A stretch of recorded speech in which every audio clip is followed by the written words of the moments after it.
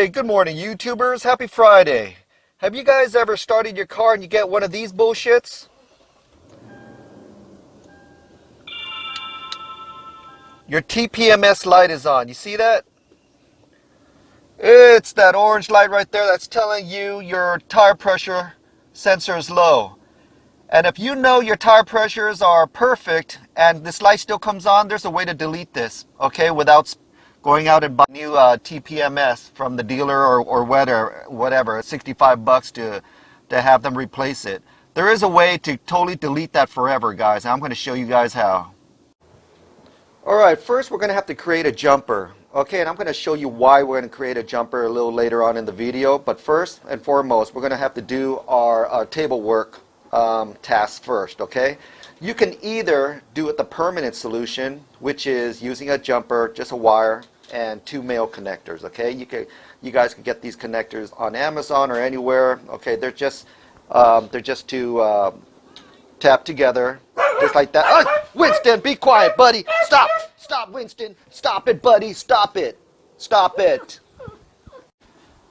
Okay, back to our jumper. Let's go ahead and do the permanent solution first, okay? You're just going to get some random 16 gauge, 18 gauge wire. It doesn't matter. I usually like to use these single speaker wires. They're very thin, but it does do the job. All you have to do is just snip off one end. Okay, I've done a lot of these in my other videos. If you haven't already noticed, I like using connectors because connectors, you can detach and put them back to OEM. And Lexus dealer or the next owner would never know that you cut into your wires. Okay, so I put on my male connector. I'm going to go ahead and crimp it. Bam. And bam. See that? It's not going to go anywhere. Okay, I'm going to do it to the other end. I'm going to take off about 3/4 of an inch. See how thin the wire is? I'm going to bend the wire in half, put the male connector on. The only reason why I'm double stranding it just like this, because I want to fill up the void inside this hole. See that? All right, so stick it in there. And if I don't double up, the wire is going to be too thin, and there might be a possibility that this may come loose one day, you know. I don't know, 20 years from now, who cares? Who knows? Okay, so you got a jumper right here. This will attach two wires together. And how does it attach two wires together? With these. These are called 3M T-taps, okay? They clamp onto each wire. Once you clamp it on to two different wires, you could connect these two male connectors into them, and then the two wires are now connected. Okay, and I'm going to show this a little later on. This is one way of creating one jumper. Let's do the second alternative. The second alternative is if you do not want it permanent, you can create a switch. You can create a switch where you could connect the two wires just the same way as this one, but you have the option to disconnect the wires, meaning you want your TPMS unit to work and function just like OEM, okay? So when you turn it on, it will connect the two wires, and now you just disable TPMS, okay? So we will do both, just to show you, okay? So I bought this. You can buy this at any alarm security shop or any Radio Shack or any electronics store. It's a simple switch, okay? Same gauge wire, 16, 18 gauge, who cares? It could be any kind of gauge as long as it works, okay? I'm going to double up right here. Go ahead and shove it in, right? Go ahead and crimp it. And I'm going to show you that these two jumpers work identically the same. Okay, here you go. Winston, stop it. All right, here.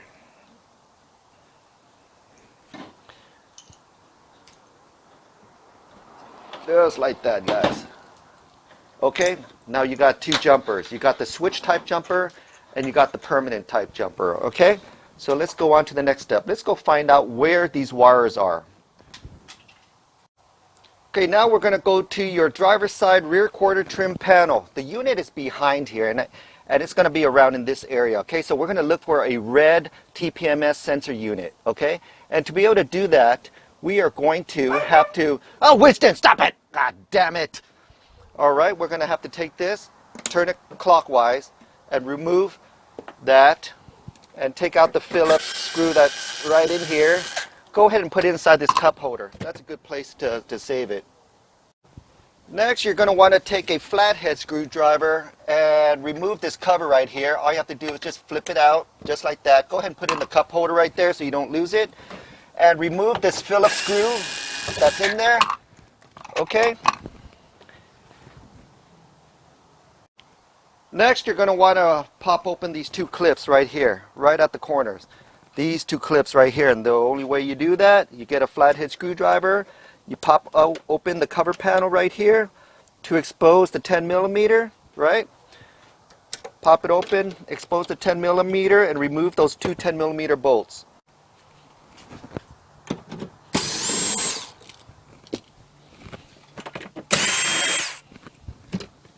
I would go ahead and just take both of them and put inside your cup holder so you don't lose them. Just leave it in there for right now. Next, you're going to take your fingers, put inside these two slots where you just removed, and pop up the whole panel just like that. Okay? And put this aside. Set it aside, you guys. And then you're going to have this rear pocket side right here with a strap. You're going to want to remove this also. Okay? Set this aside. Now you have clear view of the quarter trim panel, but of course this piece right here is in the way and it's holding down this piece right here. So in order to remove those, you got 10 millimeters right here. 1, 2, and 3 that you're going to need to remove. Okay, let's go ahead and remove them right now.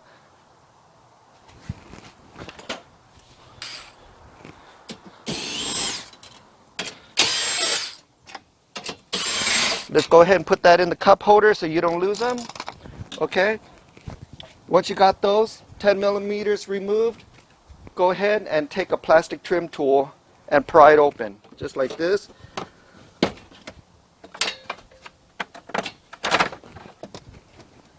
The whole piece just comes right off.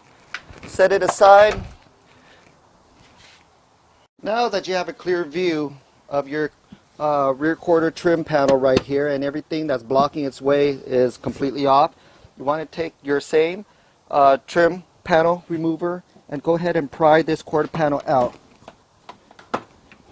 Just like that. Just remove it. Okay, it's a little stuck down here, so you're going to want to remove the top. Go ahead and pry the top open. Just like that. So now you have visibility of where this unit is. If you look inside there, you see that red box? That's your TPMS sensor unit. Okay, let's go ahead and try to get access to that. I took it one step further and I removed these two 10 millimeter bolts right here. You guys, if you can access the red sensor unit just by pulling on that and just holding it open while you get the wires, you can go ahead and do that for right now. But for me to shoot the video, I need to have full access to it, and that's pretty much the hard part of doing this. Okay, so I'm going to have to, and you guys don't have to. You guys could reach the sensor unit from here, but I got to pretty much remove everything. Okay, so I'm removing this side. And I'm going to remove this whole entire bracket and set it on the side, guys. Now that I have pretty good access to it, there's one more bracket I kind of want to remove, which is this one, okay? And it requires two 10 millimeters. I'm going to show it to you right now, okay? There's two 10 millimeters, one right there, one right there. This whole entire bracket comes right out. Okay, let's go ahead and set that aside, guys. All right, now this panel should come off and open up fairly easily. At this point, guys, all I did was take a rubber mallet and I'm going to use it to hold this panel open just like this. I just want access, okay? I'm going to hold it open just like this. Now the panel gives me a lot of room to work with.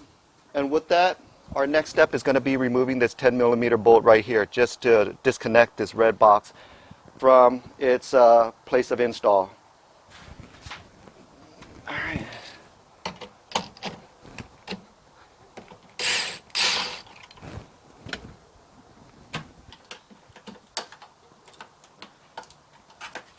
Once I gain access to the red box, I want to show you what the red box looks like. And let's see what it says on here. I don't know if, okay. It's upside down. Let's go ahead and read it. Right there. Computer tire pressure monitor. And this is the unit that we're looking for. Okay, so here's the wire harness to it. So let's go ahead and cut off some of this loom just to gain some more access, guys. Use a razor blade or a little pair of snip scissors.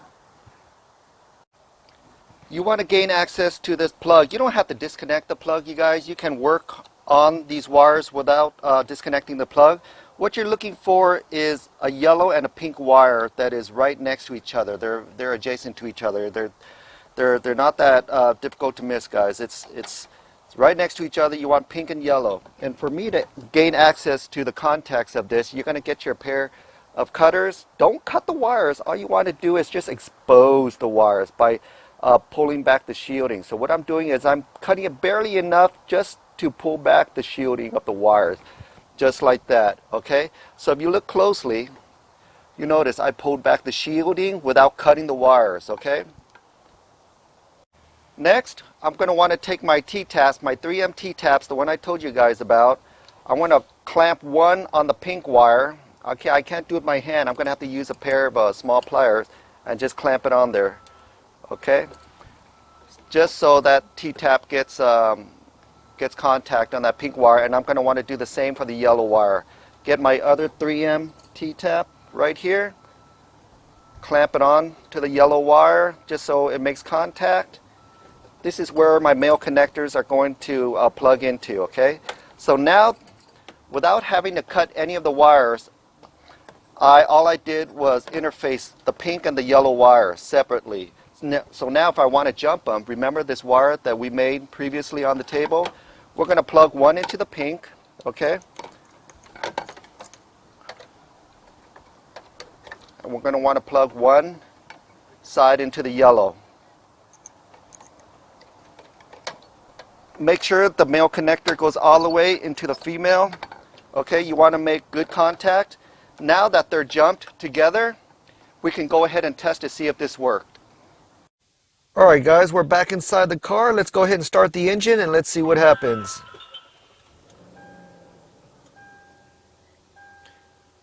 We're looking for a TPMS light. Nothing is popping up so far. Let's give it a minute. So far it looks pretty good, guys. What do you guys think? Well, I'm going to go ahead and start putting everything back together. TPMS light is deleted. Thank you for watching. Peace.